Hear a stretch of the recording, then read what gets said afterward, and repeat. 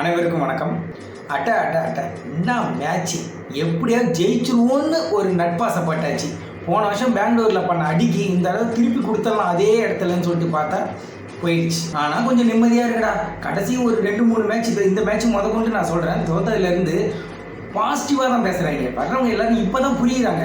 ஒரு தற்கொலை ஒரு கூட்டத்திலையும் மத்தியில் இவ்வளோ ஒரு நல்ல மனுஷங்களும் இருக்காங்க. புரிஞ்சுக்கிட்டு எல்லாருமே பாசிட்டிவ், சரி நம்ம தோத்துட்டோம், இது இல்லைன்னா அடுத்த வருஷம் பார்ப்போம் அப்படின்ற மனநிலைமையில் இந்த தலைமை கொண்டு நிறையா பேர் வெளியில் இப்போ மேட்ச் முடிச்சுட்டு வெளியே வரும்போது நல்லா பேசிட்டு போறீங்க. மேட்சை பார்த்துட்டு கழுவி ஊற்றிட்டு போன தற்கொலை நாயங்கள்லாம் இருக்காங்க. அவ்வளோ பேர் மத்தியிலே இந்த மாதிரி மனுஷங்களும் இருக்காங்க. பார்க்கும்போது ரொம்பவே நல்லா இருக்குது. ஆனால் இந்த பேசுனவங்க எல்லாம் பார்த்தீங்கன்னா அந்த தோனின்ற நல்ல மனுஷனை புரிஞ்சுக்கிட்டாங்க. அது வரைக்கும் சந்தோஷம்.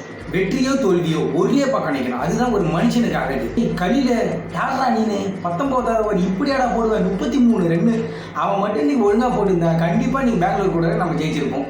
அதுவும் போச்சு. அந்த ஆசையிலும் மனவாரி போட்டாங்க. ஆனா இப்போ நம்ம அனுபவிக்கிறதுக்கு அடுத்த வருஷம் சரியான சம்பவம் இருக்கு, அது மட்டும் உறுதி. ஆனால் கண்டினியூஸாக தோக்கிறத நினச்சா கொஞ்சம் வருத்தமாக தான் இருக்குன்னா, இத்தனை வருஷமாக நம்ம இப்படி இல்லை. ஆனால் இந்த வருஷம் இதை ஒரு புதுசாக பார்க்குற மாதிரி இருக்குது. அது கொஞ்சம் ரொம்ப வலிக்குது. தொடர்ந்து தோத்துக்கிட்டு வரோம். சரி இந்த வருஷம் நமக்கு இவ்வளோதான் முடிஞ்சிருச்சு, அடுத்த வருஷம் பார்த்துக்கலாம் அப்படின்ற மாதிரி இருந்தாலும் தோனியோட முகத்தை பார்க்கவே முடியல. ரொம்ப கஷ்டமாக இருக்குது அவரை பார்க்கும்போது.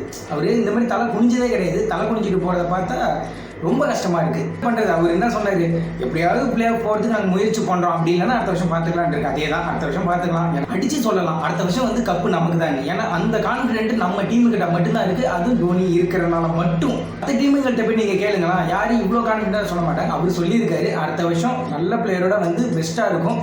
ஸோ இதுதான் நம்மளுடைய நிலைமைன்னு அப்படியே போக வேண்டியது தான், அவ்வளோதான். தோனி அடுத்த வருஷம் கம்பேக் கொடுக்குறாரு. கப்பை நம்ம தூக்குறோம். தோத்தாலும் ஜெயிச்சாலும் போயிட்டே இருக்கணும்.